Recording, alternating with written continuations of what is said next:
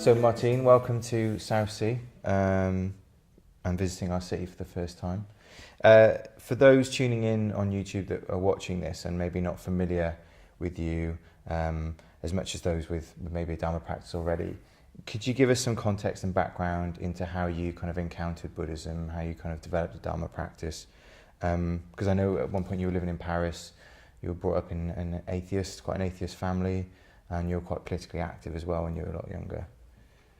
So, and I'm very happy to be here in Southsea. When I was young, from a very young age, I was kind of quite socially conscious because my parents were also socially conscious. So I was a bit of an anarchist.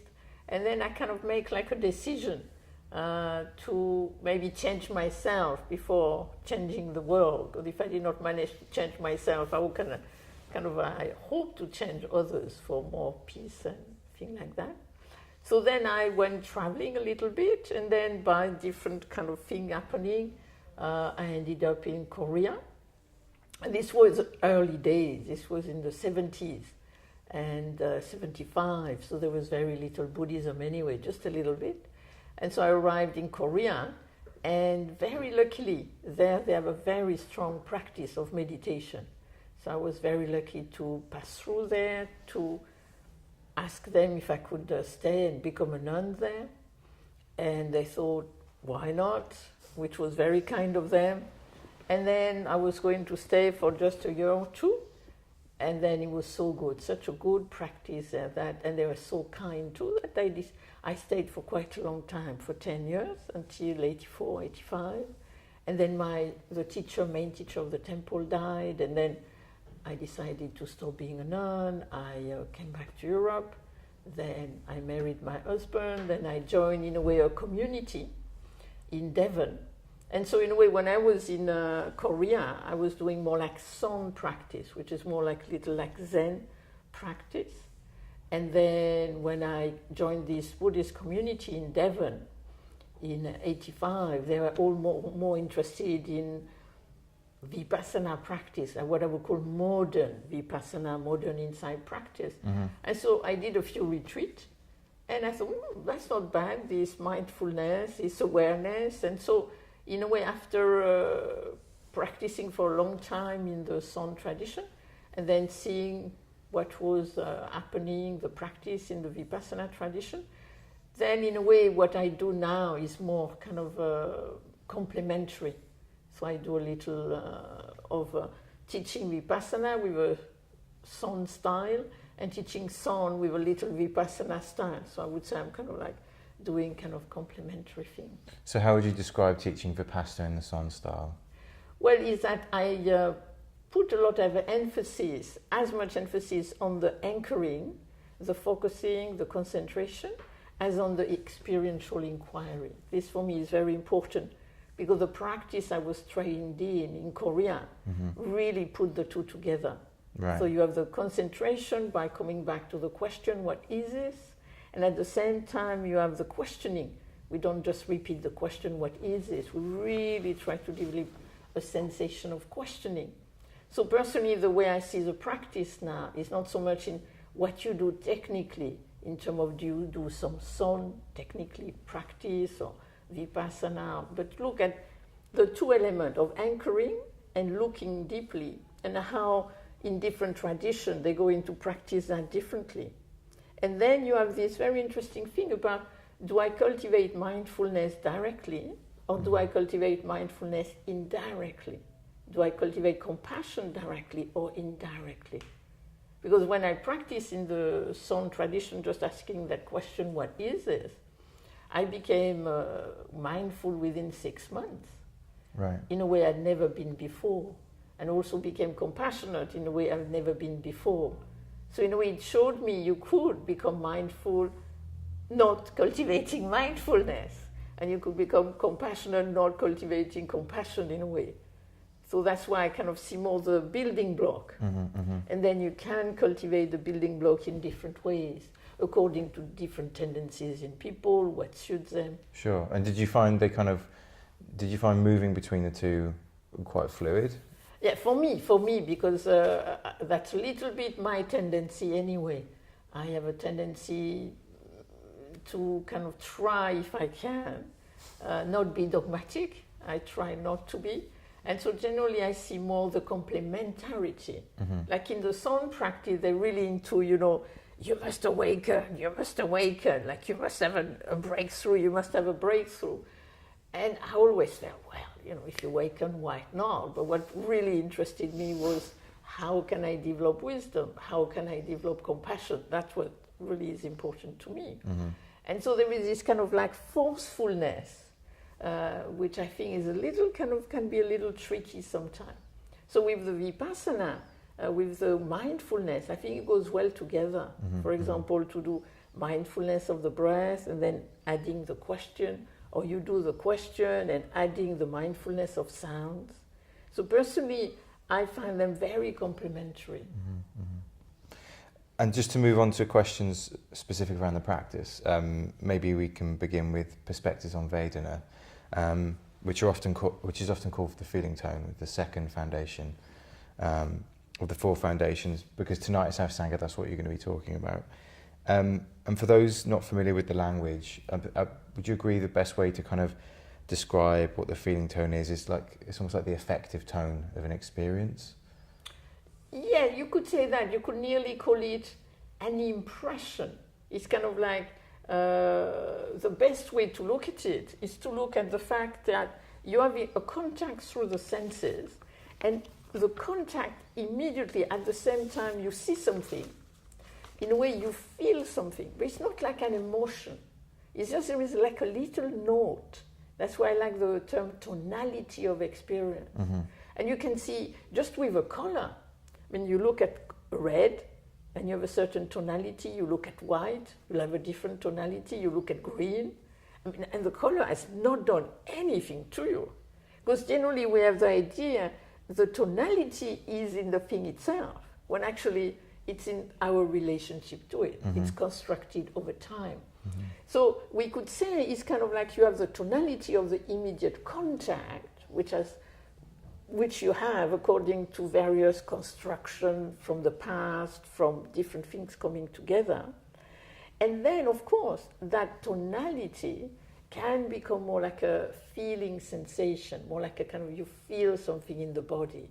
Then that can turn into an emotion, and then that can turn into a disturbing emotion. But at the beginning, it can just be like faint tonality. But we have a very strong what is called the underlying tendency. So that when it's a pleasant feeling tone, then we have a certain reaction. When it is unpleasant feeling tone, we have another reaction generally. And when it's neutral, then it's a little more complicated. So you've answered my second question, which was briefly explaining why it might be important to have mindfulness of feeling tone in terms of the kind of chain reaction that goes on in our experience. So if we jump to the next one, which was I'm interested in your perspectives or your thoughts on the perspective that there's only two feeling tones, the pleasant and the unpleasant, and the neutral is a sign that you're not paying enough attention to what's going on. What's your kind of feelings around that? You see, the thing is that in the text, if you go back to the early Pali text, actually you have a whole series of texts on Vedana, on tonality of experience. And the Buddha said there are actually 108 possible Vedana. And what is very interesting is partly one of the possibility is in terms of the neutral, because he equate at some point neutral with equanimity. But then you have two types of equanimity. You have the equanimity just of the household life, which is, I don't care, I don't mind, nothing much is going on, I'm okay. Or you have an equanimity, which is called coming out of renunciation. But here renunciation is actually knowing from yourself experientially change, unsatisfactoriness, and not self. So it's a different kind of equanimity. Right. But this also applies to pleasant and unpleasant. This is something that's rarely talked about. What sometimes is referred to as worldly and unworldly feeling tone. And personally, I think mindfulness has actually you could say, a feeling tone, a pleasant feeling tone, but which has a different quality than just being pleasant. And that's a whole area. So, of course, I think the thing about the neutral feeling tone, which a friend of mine, Kira, wants to call neither instead of neutral, because we have lots of idea about what the term neutral means, is actually according to the angle, you will see something or not. So according to the text, there is a text where it said, if you understand neutral feeling tone, it becomes pleasant. If you don't understand it, it becomes unpleasant. So that's one, and it's true. It's true partly, but I think there is a case, possibly conceptually, I don't know, experientially one would have to kind of really physiologically check that out, but it seems to me if we look at neither as more like a baseline, more like a restful place, a place where nothing happened. And that could be interesting in terms of our imaginary baseline. And you think that this baseline of nothing happening is possible then? Yeah. I mean, personally, I think I generally often experience it a lot. And it doesn't mean I don't feel anything. I would say it generally means not much is happening. And I think that's also something you experience a lot when you sit, because not much is happening. But then what is also interesting, what is a quality of that tonality which is neither? Is it one just like household type, or is it one born of clarity and understanding? And I think there would be a different quality to it. Cool, thanks. So I'm curious to know, during your monastic life and now as a Dharma teacher, if you observed any difference in the way gender identification or sexual identification affected one's approach to the Dharma, or how different genders brought the Dharma into their lives. Personally, I find you could say yes and no, because you could say, are we talking culturally, sociologically, how we are conditioned by the role that we kind of like society give us, and how society view that male should be like this, female should be like that. How much am I a representation of that male or of that female? I think there is also the problem with that. I mean, I have a friend, my husband Stephen is very philosophical, and we have a couple of friends, and generally the lady talks to Stephen and I talk to the man, because the lady is very philosophical, so off they go in their philosophy. And me, I talk to the man about, planting trees and cutting wood and think kind of more practical, but I'm more practical, he's more practical. And here you could say, well, are we corresponding to kind of the cultural norm of gender? So the only thing I could say in terms of gender, in terms of the spirituality would be, but I think this is also kind of possibly, it's a culture thing. When I did this research about Buddhism and women, and I wrote a book about it, what I found is that the lady I talked to, I could talk very easily to them about experiential stuff. When I feel that not all the men, but if you talk to a lot of teachers, male teachers, they might be a little more abstract, and they might be a little more less experiential. But that was kind of like 20 years ago. And I wonder if now, because kind of there is more shift in terms of how one is identified with the cultural type of the gender, if actually nowadays, like I know a teacher like Rob Berbian, and I was teaching with him once, and I found he was such a soft, kind teacher. And I thought, this is a great example, of a male teacher who has this soft, gentle kindness, And again, I thought, why not? Why do we associate, more intensity or more this or that with this gender or that gender? So I think sometimes we correspond to it, sometimes we don't. Yeah. And in this, in Southsea, so we're a kind of like a city-based urban community, lay community, we often look at the ways in which the Dharma can be brought into our lives. And we were talking about this in the car on the way here. In prepping for this interview, rather than just all the questions coming from me, I put an invite out to the Sangha, and we had some questions come back that were kind of focusing on your experience as a female Dharma teacher. And one of the topics that kept coming up time and time again was how to practice with challenging hormonal processes such as PMS. And I also noticed that these topics don't really get much airtime in Dharma talks. So I wondered if you'd be willing to make some kind of observations about your experience of menstrual cycles and practicing the Dharma. Sure. I mean, the thing, you see, long ago when I was a nun in Korea, there was this amazing nun. I loved her so dearly.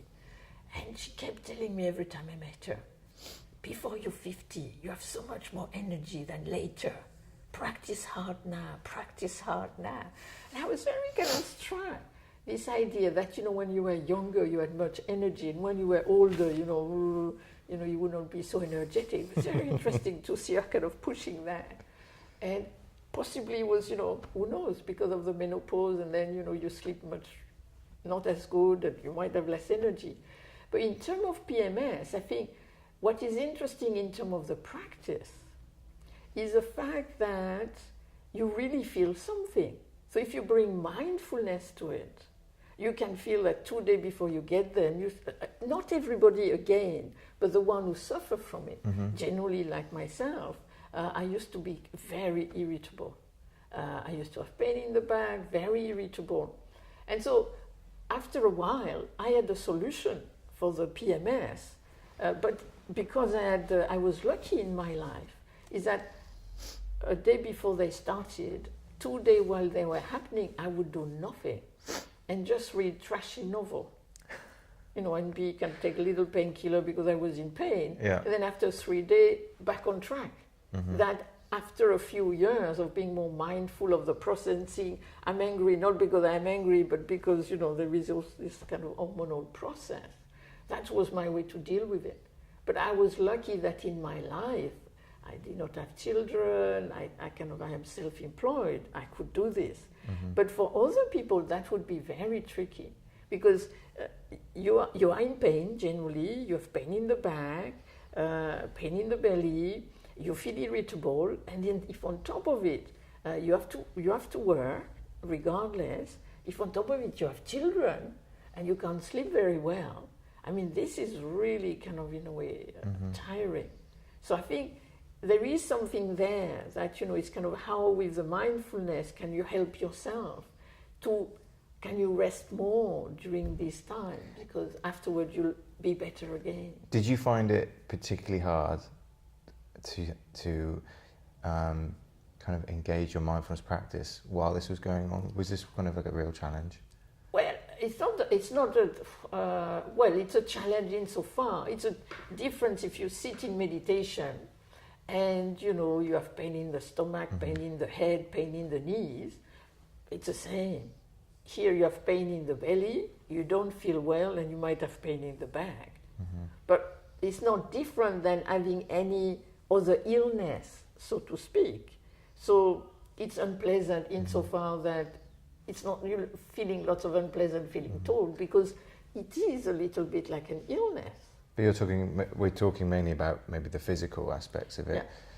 Mental aspect, I think it affects people differently. To me, it did not bother me very much. Right. So I could meditate, but it was unpleasant so far that I was mindful of unpleasant feeling too.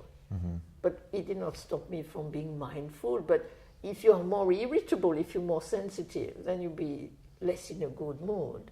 But then you can be aware that you are in a bad mood, and what happens when you're in a bad mood, that's also interesting. And how do you deal with that? To me, that's why I really learned with my PMS how to constructively engage with unpleasant feeling too. Right. And to actually learn to stop, learn to rest, instead of become kind of a nasty person. But not everybody can do that due to finances, time, responsibility. Sure. Okay, thanks. But it can affect people differently. Some people really, it can affect them mentally, psychologically. Me, it was more physical. Yeah, I think that's kind of where some of the questions are coming from within our Sangha. I wanted to, we've got 2 more questions left. And I wanted to kind of touch upon the kind of sad news of Dharma teacher Michael Stone passing away recently. And I never met him myself, but I followed his teachings, and I've got several teachers who were friends with him. And I don't want to go into too much detail around the circumstances, because you can kind of Google articles and there's statements on his Facebook page from the family. But a recent update by his wife Karina spoke of his struggle to kind of share his experience of bipolar. I just want to read a real brief paragraph from that update, where she said, Michael struggled to be completely open with those around him about how much and how deeply he struggled. He did try. As versed as Michael was with the silence around mental health issues in our culture, he feared the stigma of his diagnosis. He was on the cusp of revealing publicly how shaped he was by bipolar disease and how he was doing. I just wondered, in the many years you've been teaching the Dharma to Sanghas and communities all over the world, do you think this says something about how mental health or mental well-being is viewed or treated within Dharma communities? And maybe as a Dharma teacher yourself, how Dharma teachers locate themselves within the views people have of them and expectations held of them, and maybe your thoughts around moving forward with this? No, you see, I got some more news about it recently from somebody who knew him very well, Michael Stone, and I knew him too. And she said he did not hesitate about talking about his depression. Mm-hmm. But to me, what was interesting and very sad about Michael is the fact that he could not reveal that he was bipolar. And to me, that shows not just something among the Dharma. Mm-hmm. I think it shows something about the culture. That to be depressed in this culture now is totally accepted. It's kind of really, people start to understand more what it means. Lots of things have been written about. But to be bipolar, this is kind of like something in the culture about bipolar which is a little strange. Because there is, there are lots of film where you have people who are bipolar. There is lots of misunderstanding of being bipolar. And so what happens is that if somebody said, I am depressed, you will understand some of their kind of, being kind of little sad or this as, is because he's depressed. But you're not going to reduce everything that person do to the fact that they're depressed. Mm-hmm. But if the person say they're bipolar, mm-hmm. then immediately everything they're going to do, like if you are kind of lively, if you're creative, if you have lots of energy, is it because he's bipolar? So that's really tricky. I think I'm following a lady on Twitter who is bipolar, is an advocate for bipolar. And what personally I admire with Michael is that he managed that condition for a long time, because being bipolar can be really tricky. And possibly like the lady I follow, I wonder if as you get older, it becomes more difficult to manage it for whatever reason. And I wonder if that's what happened to Michael, that the bipolar becomes so high. But then what I see the problem now that people know he's bipolar, I see already people kind of re-looking at his history with them in that light. Right. Was he like this because he was bipolar? Or was he like this because he was Michael? Mm-hmm, mm-hmm. So I don't think it's just within, personally, I think Dharma teaching. But I think it is okay. I would agree that it is okay for a teacher to be depressed. But for a teacher to be bipolar, mm-hmm. I think the culture has not got to that. Mm-hmm. And I think the Dharma teacher, because of that, has also not got to that. Although I think because of what happened to Michael, possibly there could be more opening mm-hmm. in terms of talking about that. Mm-hmm. Mm-hmm. But I think this is, you can look at how different mental illness are considered a little differently there. How do you kind of handle or manage the expectations from students and yogis of being a Dharma teacher?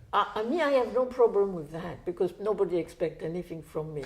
Because I tell, when I am a teacher who talks openly about anything.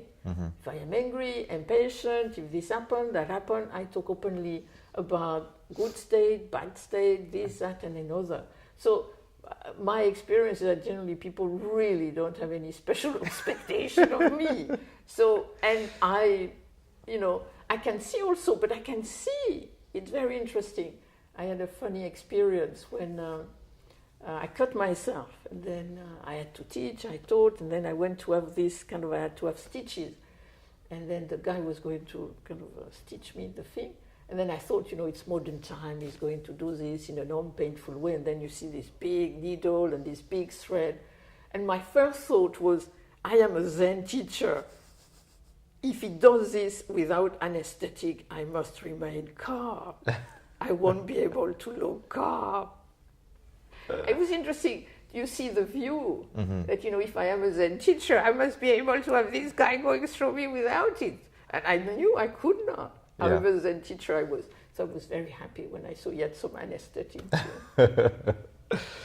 Thank you for that. So finally, like I just said, given your experience of visiting young and old, rural, urban Sanghas all over the place, and particularly within the current social and political weather that we operate ourselves within, what do you consider, or what do you see as the most kind of pressing challenges facing communities in making the Dharma more accessible and more available?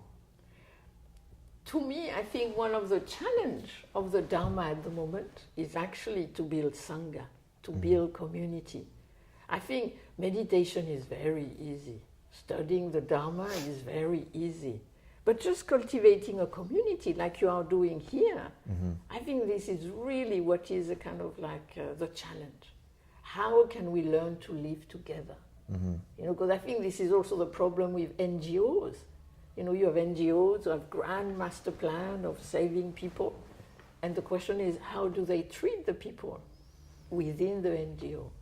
And to me, that's what I like about the Occupy movement, that they were more worried about how do we deal with each other instead of having the grand master plan everybody wants them to have.